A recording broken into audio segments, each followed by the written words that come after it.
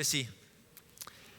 Esa es exactamente la forma en que algunas personas se tratan entre ellos.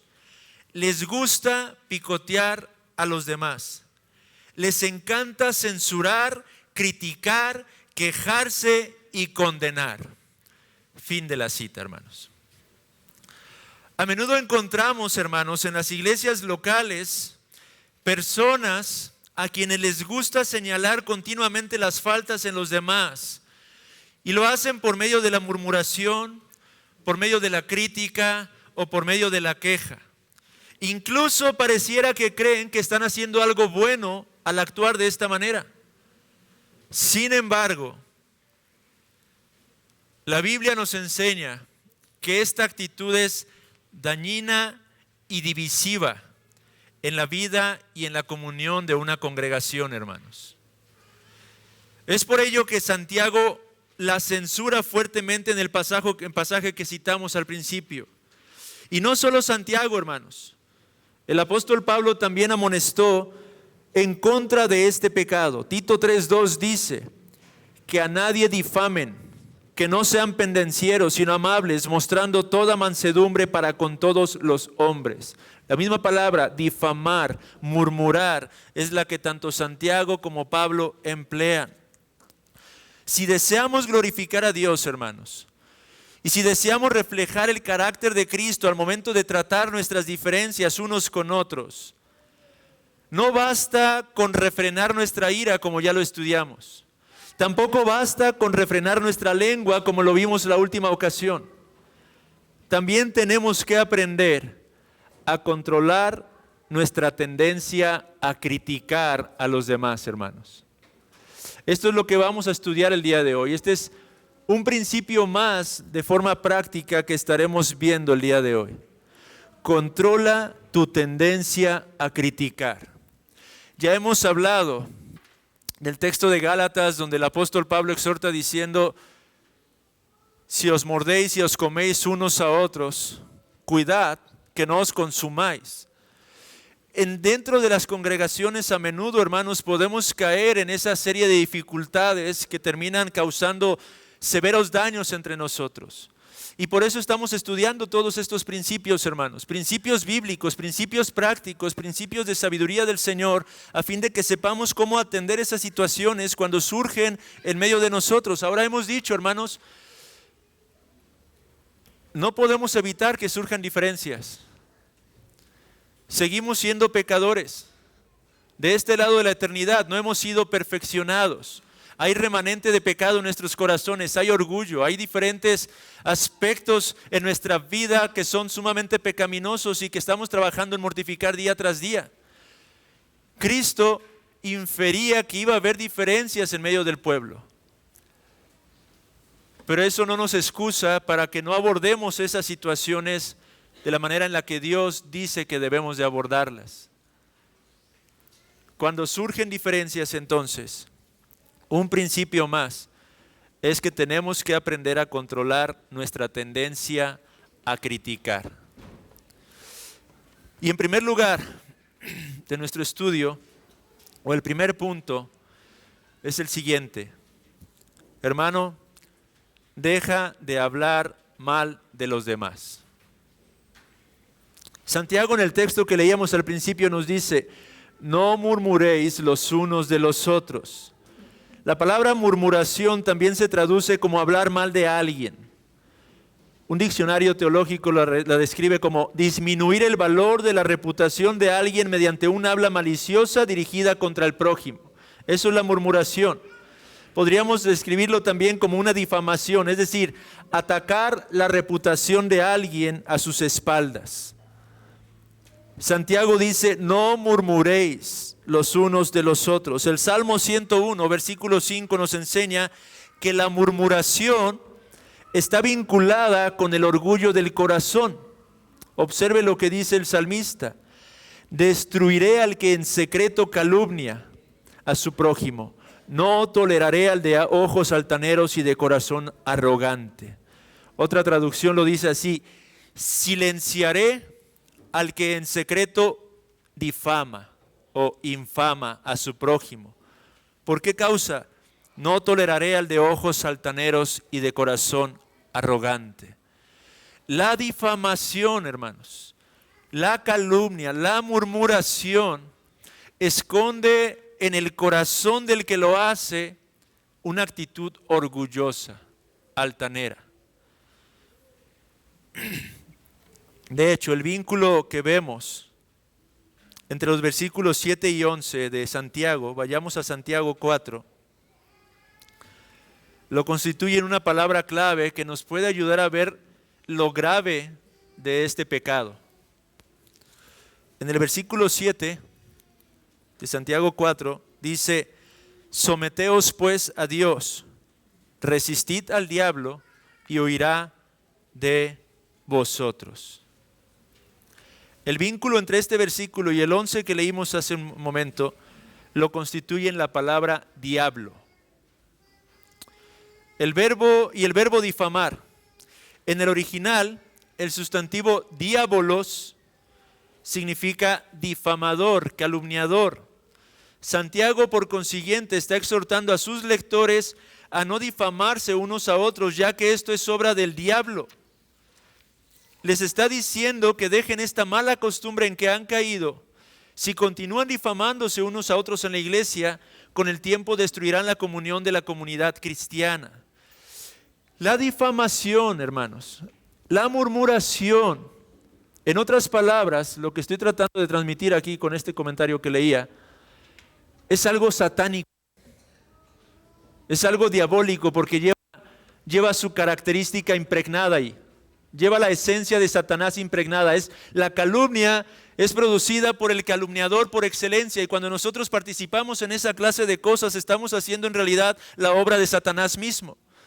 Por eso es que es algo tan terrible ese pecado, hermanos. Cuando hablamos los unos de los otros, cuando estamos murmurando, cuando estamos difamando, cuando estamos hablando mal de nuestro hermano, nosotros estamos haciendo la obra de Satanás. La mayoría de los creyentes son inconscientes del enorme daño que causan las calumnias y lo perniciosas que son las contiendas que se suscitan a causa de estas. Las difamaciones o murmuraciones, dice un autor, son una verdadera fuerza diabólica que causa estragos en la comunidad. Y de acuerdo a 1 Corintios 5:11, aunque no vamos a estudiar eso, este es un pecado que debería ser disciplinado por la iglesia seriamente. Se encuentra en la lista de pecados que Pablo el apóstol denuncia como que tienen que atacarse inmediatamente. En el Antiguo Testamento, Dios llamó a su pueblo a ser un pueblo santo, hermanos, y también censuró este pecado. Vayan brevemente a Levítico 19 y vean el versículo número 2. Habla a toda la congregación de los hijos de Israel y diles: santos seréis, porque santo soy yo, Jehová vuestro Dios. Y luego vaya a versículos 16 al 18. ¿Y qué prohíbe ahí el Señor a este pueblo que es llamado a la santidad? No andarás chismeando entre tu pueblo, dice. No atentarás contra la vida de tu prójimo, yo Jehová. No aborrecerás a tu hermano en tu corazón. Razonarás con tu prójimo para que no participes de su pecado. No te vengarás ni guardarás rencor a los hijos de tu pueblo, sino amarás a tu prójimo como a ti mismo, yo Jehová. Y hermanos, podríamos preguntarle a Moisés, y seguramente nos testificaría de la importancia de mortificar este pecado.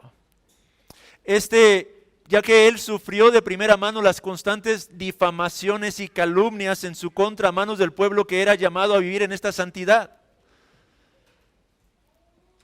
Pensemos un momento en la gran cantidad de veces en las que el pueblo se levantaba y murmuraba contra Moisés, difamaba a Moisés, quebrantando este mandato, claro, dado por Dios. No nos equivoquemos, hermanos. Como dice un autor, el Espíritu Santo no conduce a los creyentes a hablar mal de los demás, a ser santurrones que ponen problema por todo o a ser criticones. La Escritura enseña que los creyentes deben darse preferencia los unos a los otros, Romanos 12:10. Al optar por honrar en vez de calumniar o criticar, fomentamos el amor y la armonía entre los hermanos y las hermanas. Así que en primer lugar, hermanos, dejemos de hablar mal de los demás, puesto que es algo diabólico. Y lo único que hace es causar divisiones y controversias, que es lo que precisamente Satanás desea en una iglesia local, hermanos. Segundo lugar, no solamente debemos dejar de hablar mal de los demás, pero dejemos de juzgar a los demás. Santiago, en el pasaje que leímos al principio una vez más, Santiago 4, no solo señala la murmuración o la difamación en este texto como un acto pecaminoso, sino que también señala el juzgar al hermano. Observe otra vez Santiago 4, versículo 11. Hermanos, no murmuréis los unos de los otros. El que murmura del hermano y juzga a su hermano, murmura de la ley y juzga a la ley. Santiago también está denunciando el juicio. Ahora, en este punto, debemos aclarar que el pecado no consiste en ejercer un juicio o un discernimiento. Las Escrituras nos mandan a juzgar, pero nos llaman a hacerlo con justo juicio. Juan 7:24, nuestro Señor Jesucristo, confrontando a aquellos que estaban al acecho, criticándolo, Él les dice, no juzguéis según las apariencias, sino juzgad con justo juicio. Un autor señala, la actitud generalizada de no criticar a nadie o de no tener prejuicio alguno en la sociedad occidental nos lleva a creer que cualquier juicio sobre cuestiones doctrinales está fuera de lugar. No nos olvidemos que el Evangelio no tendría impacto alguno en el mundo y la iglesia sería absorbida por la sociedad secular si no formuláramos juicios apropiados sobre el bien y el mal, la conducta moral y la doctrina. Pero entonces, ¿a qué se refiere Santiago cuando habla de juzgar en el versículo? Dice Alexander Strauch, juzgar, en este sentido, es condenar innecesaria o inapropiadamente a un hermano o una hermana al censurar sus motivaciones. Sacar una conclusión solo en base a las apariencias. Tener una actitud incorrecta al hacer la evaluación o juzgar por razones equivocadas. En otras palabras, es hacer juicios sobre alguien que no nos corresponden hacer. De hecho, esta es la forma en que los fariseos juzgaban a su prójimo. Y es la forma en la que a menudo juzgaron a nuestro Señor mismo. Por eso una forma de entender esta clase de juicio pecaminoso es viendo cómo es que lo hacían los fariseos.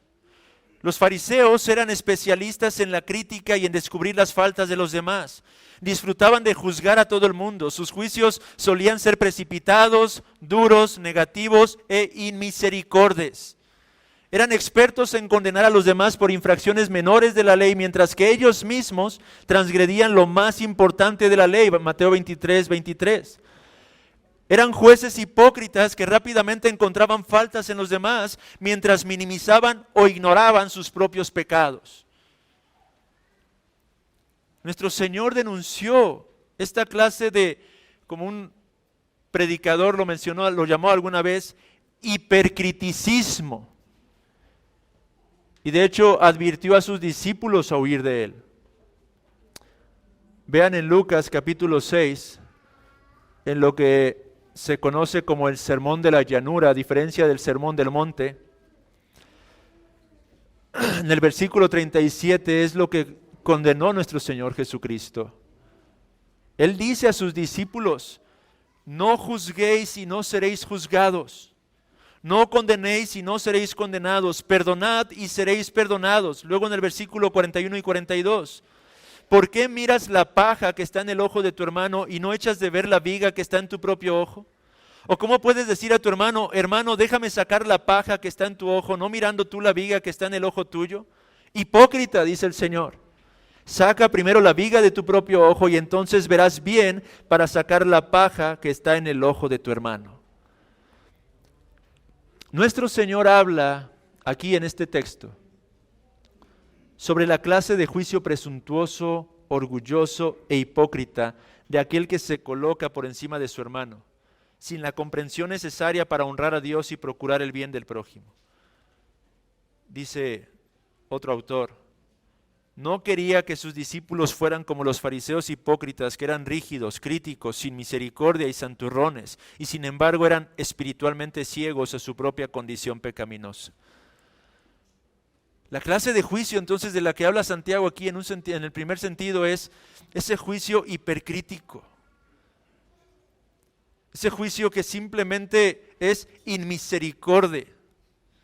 Ese juicio negativo que solamente busca aplastar al prójimo. Ese juicio que es hipócrita muchas veces porque omite nuestras propias faltas, nuestros propios pecados y que es pronto para señalarlas de todos los demás. Este es el juicio del que está hablando Santiago. Pero en otro sentido también se refiere a la clase de juicio que se hace por cosas en las que Dios no se ha pronunciado en su palabra. El otro aspecto de este juicio pecaminoso tiene que ver con aquellas cosas que son parte de nuestras opiniones y preferencias, muchas de las cuales entran dentro de lo que llamamos nuestra libertad de conciencia. Esta clase de cosas, hermanos, a menudo provoca controversias en el ámbito cristiano, pero no es algo reciente, sino que es algo que aún en los días de los apóstoles surgió, por ejemplo, en la iglesia de los romanos. En Romanos 14, el apóstol Pablo atendió esa situación. Los cristianos judíos tenían una actitud rígida y criticona hacia los hábitos alimenticios y ciertas decisiones en cuanto a estilo de vida de sus hermanos y hermanas gentiles, quienes habían sido paganos antes de entregar sus vidas a Cristo. Pablo los describe al creyente judío como unos débiles en la fe. Pero el comportamiento de los cristianos gentiles no era mejor, pues ellos despreciaban las tradiciones en cuanto a leyes alimenticias y días sagrados de sus hermanos y hermanas judíos. Ya que ellos eran más numerosos, los gentiles presionaban bastante a los judíos a conformarse a su forma de ver las cosas. A ellos Pablo los llama en Romanos 15:1 fuertes en la fe, debido a su comprensión de las implicaciones prácticas del Evangelio de la gracia, la nueva vida en el Espíritu y la libertad en Cristo. Pero ahora, a pesar de que Pablo estaba de acuerdo con los fuertes acerca del asunto teológico de los alimentos limpios, él estaba en completo desacuerdo con su comportamiento carente de amor y su desprecio hacia quienes tenían ideas diferentes a las de ellos. Y hermanos, esto es algo que sigue ocurriendo en nuestros días. A menudo nos juzgamos unos a otros por cuestiones que no tienen que ver con alguna doctrina fundamental o cosas que reflejen un problema moral. Más bien tendemos a juzgarnos y a señalarnos unos a otros por cuestiones de convicciones personales y de conciencia. Cosas como la celebración de Navidad, el consumir o no consumir una copa de vino, el bailar, nuestra forma de escolarizar a nuestros hijos, actividades recreativas, y puse un largo etcétera, porque conforme iba escribiendo, me retracté y dije, me voy a meter en problemas. Precisamente por eso, hermanos. Porque podemos poner una larga lista de cosas y señalarlas, y más de alguno aquí podría comenzar a tener problemas con eso, hermanos. Y por eso le di a borrar. Puse un largo etcétera. Podemos ver la tendencia que tenemos a esa clase de juicios, hermanos. Al punto de que tenemos que ser precavidos en el púlpito. ¿Con cuánta facilidad podemos llegar a dividirnos por asuntos de este tipo, hermanos? Y el solo hecho de hablar y señalar algunas de estas cosas ya es motivo de protestas en el corazón de muchos de nosotros. Lo cierto es que para poder mortificar esta actitud hipercrítica, se requiere la gracia de Dios y el fruto del Espíritu Santo, que es la humildad y la mansedumbre, y que solamente el Espíritu puede producir y es capaz de producir en cada uno de nosotros, hermanos. ¿Cuánto necesitamos de la obra del Espíritu en nuestros corazones para poder conducirnos de esta manera, hermanos? En esa verdadera mansedumbre, tratando de buscar por encima de todas las cosas el avance del reino de Dios, su gloria, a través de procurar la unidad y la paz en medio de nosotros. Al escribir a los creyentes en Roma, Pablo exhortó a la unidad entre judíos y gentiles. Romanos 15, 5 al 7 dice: pero el Dios de la paciencia y de la consolación os dé entre vosotros un mismo sentir según Cristo Jesús, para que unánimes a una voz glorifiquéis al Dios y Padre de nuestro Señor Jesucristo. Por tanto, recibíos los unos a los otros, como también Cristo nos recibió, para gloria de Dios. Él estaba hablando a este grupo que estaba dividiéndose por causa de este tipo de cosas. Y Él los exhorta llamándolos a la paz y a la unidad, a recibirse unos a otros, para que el nombre de Dios sea glorificado. Dejemos de hablar mal de los demás. Dejemos de juzgar a los demás. Y en tercer lugar, dejemos de quejarnos y de disputar. Santiago dice más adelante en el capítulo 5, versículo 9: hermanos, no os quejéis unos contra otros, para que no seáis condenados. He aquí, el juez está delante de la puerta. Y Pablo en Filipenses 2, 14 a 15 dice: haced todo sin murmuraciones y contiendas, para que seáis irreprensibles y sencillos, hijos de Dios sin mancha, en medio de una generación maligna y perversa, en medio de la cual resplandecéis como luminares en el mundo. Las quejas, hermanos, generan conflictos. Son como una enfermedad que fácilmente se puede contagiar. Traen confusión y se propagan rápidamente en una congregación, conduciéndola a la división o en algunos casos a su propia destrucción. Lo que toma años edificar puede venirse abajo en un abrir y cerrar de ojos, hermanos. Y al igual que la difamación, la queja es algo que surge de un corazón egocéntrico. Dice otro autor: la murmuración se asocia con la queja egoísta, crítica desequilibrada de pequeñeces, impaciencia hacia lo que no se entiende y falta de disposición para brindar ayuda. Vuelvo a leer esa cita. La murmuración se asocia con la queja egoísta, crítica desequilibrada de pequeñeces, impaciencia hacia con aquello que no se entiende y falta de disposición para brindar ayuda. El pueblo de Israel fue severamente disciplinado por sus constantes quejas, hermanos, en su peregrinar por el desierto rumbo a la patria prometida. Tales quejas expresaban una incredulidad colectiva, falta de gratitud y rebeldía contra el Señor y contra aquellos a quienes Dios había puesto en autoridad sobre ellos. Esto es exactamente lo mismo que a veces refleja en la queja de los creyentes. Una incredulidad hacia el Señor, una falta de gratitud y rebeldía contra el Señor y contra aquellos a quienes Dios pone en autoridad sobre nosotros. Alexander Strauch dice lo siguiente: así como las quejas y las disputas casi destruyen a Moisés y a la nación de Israel y amenazaron a la iglesia en Filipos, estos dos vicios destruyen a muchos líderes de iglesias y congregaciones en la actualidad. A menudo, una de las razones por la que los pastores y otros obreros abandonan el ministerio cristiano es porque ya no pueden soportar estas quejas mezquinas y las discusiones constantes entre las personas. Así que si queremos protegernos a nosotros mismos y nuestras iglesias del espíritu egoísta de las quejas y las disputas, tenemos que decidir en simple obediencia a la palabra de Dios hacer todo sin murmuraciones y contiendas. Ahora, al final de la carta a los Filipenses, el apóstol Pablo enseña varias formas de superar estas actitudes contenciosas, pecaminosas, murmuradoras. Y no quiero dejar de mencionar estos 5 aspectos que podemos extraer del texto de Filipenses capítulo 4. En primer lugar, hermanos, si quiere apartarse de ese espíritu criticón, quejumbroso de todo cuanto ocurre a su alrededor,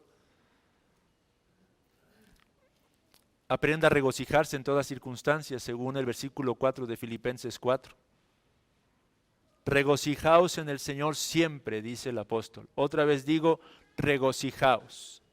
Hermano, aprendamos a ver las cosas desde la perspectiva divina. A veces nos lamentamos de todo aquello que no tenemos o todo aquello que no es conforme a lo que quisiéramos. Se nos olvida todo aquello que Dios nos está dando en este preciso instante. Perdemos de vista fácilmente lo abundantemente bendecidos que somos por Dios con el simple hecho de tener la vida. Y no solo la vida, pero la vida eterna si estamos en Cristo. Regocijaos entonces en toda circunstancia, es un primer remedio en contra de la actitud quejumbrosa. Segundo lugar, versículo 5 nos exhorta a mostrar paciencia y gentileza. Dice el pasaje, vuestra gentileza sea conocida de todos los hombres. Pero luego dice Pablo, el Señor está cerca. Procuremos seguir trabajando en desarrollar ese carácter, hermanos, paciente, gentil para con los demás. Tercer lugar, Pablo nos da otro remedio. Oremos en toda clase de ruego y con acción de gracias, versículos 6 y 7. Por nada estéis afanosos, dice, sino que ora, dice Pablo. Tiene queja en su corazón, hay descontento en su corazón, ore. Ore con todo tipo de oración y ruego, dice el apóstol Pablo, pero siempre con acción de gracias. Concluya agradeciendo al Señor por las dificultades, concluya agradeciendo al Señor por las adversidades, concluya agradeciendo y alabando a Dios por todas las cosas que están aconteciendo a su alrededor, hermanos. ¿Cuántas veces simplemente no vamos delante de la presencia de Dios y oramos, pero más que oración parece queja tras queja tras queja en la presencia de Dios y en ningún momento concluimos alabándolo y dándole gracias por todas esas circunstancias que estamos enfrentando? Inténtelo, amado hermano, y verá cuán descansador es para el alma el hacerlo. Cuarto lugar,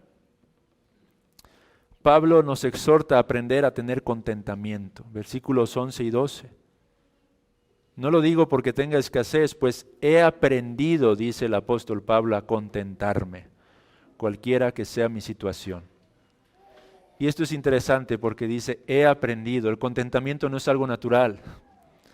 Es algo que Pablo aprendió y que usted y yo tenemos que aprender a desarrollar. Hay un precioso libro de Thomas Watson, creo que es Thomas Watson, El arte del contentamiento divino. No, les debo el autor, creo que es otro Thomas, pero se llama El arte del contentamiento divino y desarrolla este pasaje de una manera preciosa y amplia. Y en quinto lugar, aprendamos a pensar correctamente. Versículo 8. Por lo demás, hermanos, todo lo que es verdadero, todo lo honesto, todo lo justo, todo lo puro, todo lo amable, todo lo que es de buen nombre, si hay virtud alguna, si algo digno de alabanza, que en esto pensad. La queja, hermanos, surge de nuestros pensamientos.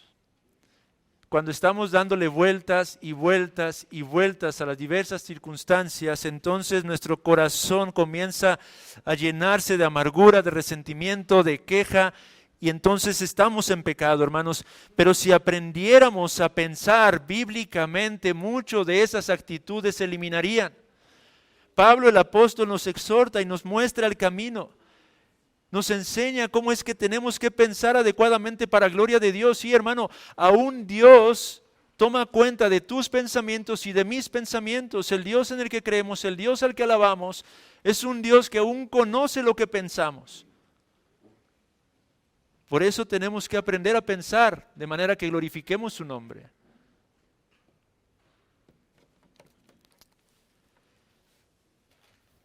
Podríamos seguir desarrollando cada uno de estos puntos, pero avancemos al último punto de nuestro estudio, hermanos.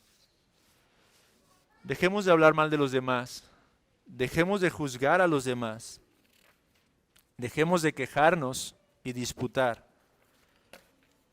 Pero por último,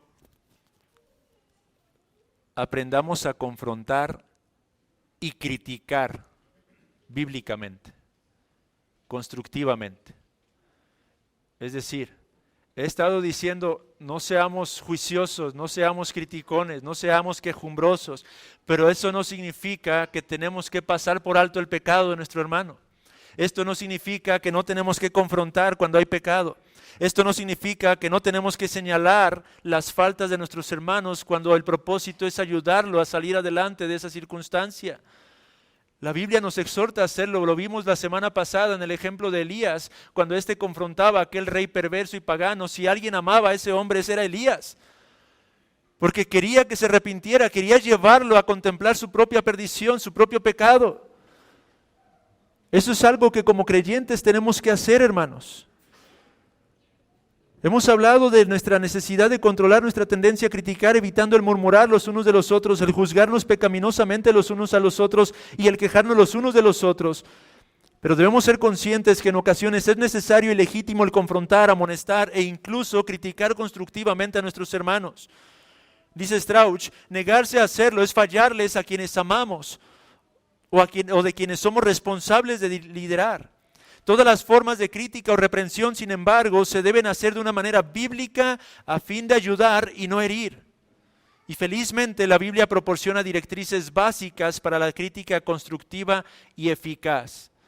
Así que déjeme concluir con una serie de principios que tendríamos que considerar al momento de tener que confrontar a nuestro hermano que ha pecado, con el propósito de ayudar, con el propósito verdaderamente de buscar su edificación.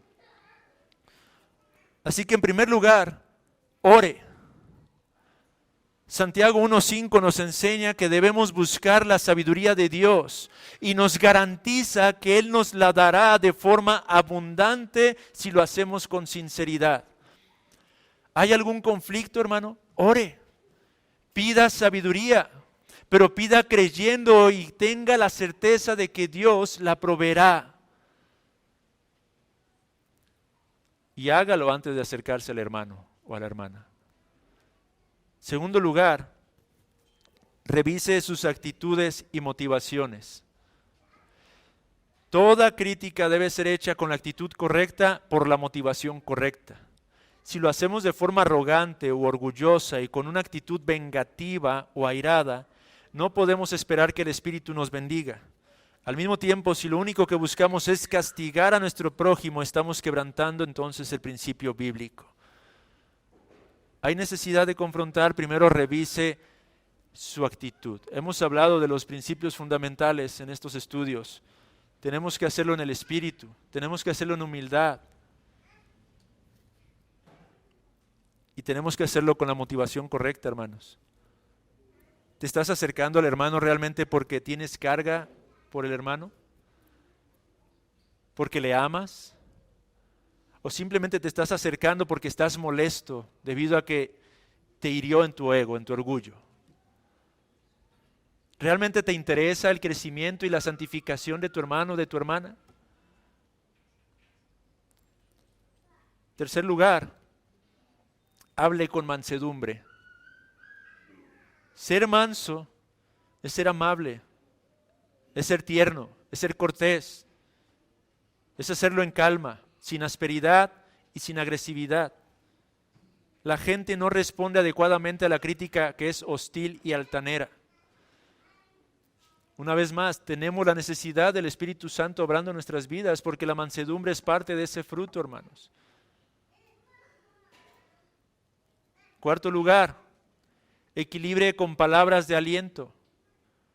Recordemos que Proverbios 18:21 nos enseña la muerte y la vida están en poder de la lengua, hermano. Sus palabras realmente tienen poder en un sentido. Poder para dañar o poder para edificar. Poder para construir. Poder para derribar simplemente. Las palabras ásperas, dice otro proverbio 12:18, son como golpes de espada, mas la lengua de los sabios es medicina. Recuerde eso, hermano. Antes de abrir su boca, considere el hecho de que al momento de hacerlo, usted puede ser de mucha maldición o de mucha bendición para su prójimo. Además, nuestro Señor Jesucristo nos enseñó este principio en el libro de Apocalipsis, lo hemos mencionado anteriormente. Cuando Él hablaba a las iglesias, para reprender a las iglesias, siempre lo hacía animando y alentando por las cosas buenas que estaba haciendo la iglesia. Antes de decirle a Éfeso, Éfeso, tengo contra ti que has perdido tu primer amor, reconoció y alentó las cosas que estaban haciendo, sus obras, su esfuerzo, su perseverancia. Va usted a confrontar a un hermano, recuerde reconocer aquellas cosas buenas que está haciendo ese hermano o esa hermana. Lo mismo se aplica en el principio del hogar, hermanos, en casa, con el esposo, con la esposa, con los hijos. Lo hemos mencionado anteriormente en otro estudio. ¿Cuántas veces lo único que hacemos es simplemente señalar las faltas, lo que se está haciendo mal, el pecado? Y cuán pocas veces o prácticamente nunca podemos dar palabras de aliento reconociendo aquellas cosas que se están haciendo correctamente. Quinto lugar, use la Escritura para instruir. Segunda Timoteo 3:16 nos recuerda que toda la Escritura es útil para redarguir, para corregir, para enseñar, para instruir, a fin de que el hombre sea perfecto, enteramente preparado para toda buena obra. Estudie la palabra, hermano. Lo he recomendado otras veces. Tome el libro de Proverbios como un libro de lectura diaria, hermanos. Lea el capítulo que corresponde al día de la semana, al día del mes. Hoy es 4, lea Proverbios 4. Además de su lectura diaria, de su lectura devocional, procure tomar un proverbio todos los días para meditarlo, para absorberlo, para transcribirlo, para grabarlo en su corazón, en su mente, para que pueda saber conducirse con mayor sabiduría en este mundo caído, hermanos. Y por último, reciba las críticas. Proverbios 9, 8 y 9 dice: no reprendas al escarnecedor para que no te aborrezca. Corrige al sabio y te amará. Da al sabio y será más sabio. Enseña al justo y aumentará su saber. Lamentablemente, dice Strauch, la mayoría de nosotros no sabe aceptar la crítica y la amonestación. A causa de nuestro perverso orgullo, estamos a la defensiva y somos excesivamente sensibles a las críticas, incluso a la crítica veraz y constructiva. Sin embargo, no podemos cambiar para nuestro bien o crecer en la semejanza de Cristo sin que otros nos corrijan. Confirmando este principio, un líder cristiano me dijo alguna vez: mis críticos han sido mis mejores maestros. Hermanos, que el Señor nos dé gracia para que en humildad no solamente estemos dispuestos a acercarnos y confrontar cuando vemos pecado, sino a recibir la confrontación cuando somos nosotros quienes pecamos. Cuando soy yo quien ha faltado, cuando es usted quien ha faltado. Que el Señor nos dé esa gracia y ese carácter humilde y manso para escuchar atentamente lo que mi hermano tiene que decirme y recibir esa amonestación, entendiendo que lo está haciendo por mi bien y para que yo pueda seguir creciendo. Hermanos, hierro con hierro se aguza, dice Proverbios. Como un cuerpo que somos, estamos unidos y estamos juntos en este peregrinar cristianos, porque Dios, a través de la vida de cada uno de nosotros, ha de ayudarnos para crecer en santidad. ¿No es el pecado lo que más aborrecemos, hermanos? O al menos lo que deberíamos aborrecer más. ¿Qué cuando un amado hermano me dice: hermano, has pecado? Gloria a Dios, porque nos está ayudando a ver aquello que queremos realmente apartarnos día tras día un poco más. Que el Señor nos conceda gracia, hermanos, y que podamos atender a la amonestación con la que cierra el apóstol Pablo en Romanos 14:13, cuando dice: así que ya no nos juzguemos más los unos a los otros, sino más bien decidid no poner tropiezo u ocasión de caer al hermano. Que el Señor nos ayude, hermanos, para poder controlar nuestra tendencia a criticar y de esta manera glorificar su nombre en medio de los diversos conflictos o dificultades que surgen entre nosotros. Oremos al Señor para concluir este breve estudio, hermanos.